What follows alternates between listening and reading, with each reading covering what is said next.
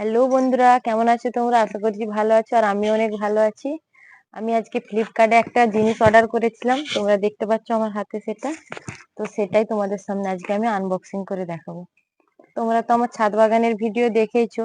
আমার ছাদ বাগানে অনেক রকমের ফুল ও ফলের গাছ লাগানো আছে, তার জন্যই আমি এই জিনিসটা অর্ডার করেছিলাম। তো এই জিনিসটার মধ্যে কি আছে তোমাদেরকে সেটাই দেখাবো। অনেকেই গাছ লাগাও কিন্তু ফুল বা ফল কিছুই আসে না। তোমরা কি দিবে সেটা ভেবে পাও না, আমিও ভেবে পাইনি। আমি অনেক রকম ভিডিও দেখে বা সার দোকানি বীজ দোকানি সবকে জিজ্ঞাসা করে আমি এটার খোঁজ পেয়েছি। তো সেটাই তোমাদেরকে দেখাবো, তোমরাও এটা ইউজ করতে পারো।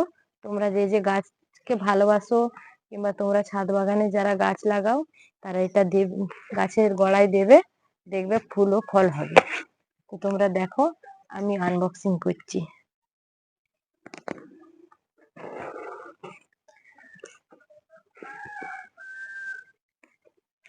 আনবক্সিং করতে সবারই ভালো লাগে, আমারও ভালো লাগে, তাই তোমাদের সাথে আজকে আমি শেয়ার করলাম।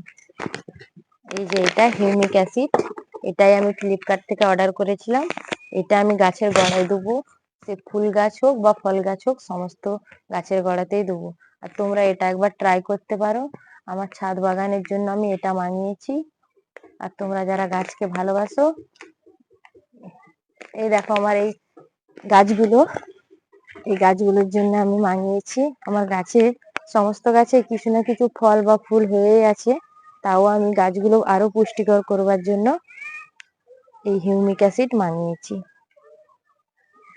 তোমাদের কার কার ছাদ বাগানে কি কি গাছ লাগানো আছে তোমরা আমাকে কমেন্ট করে জানাবে। আমার ছাদ বাগানে যে গাছগুলো নেই সেগুলো আমি লাগানোর জন্য দেখবো যে তোমাদের ছাদ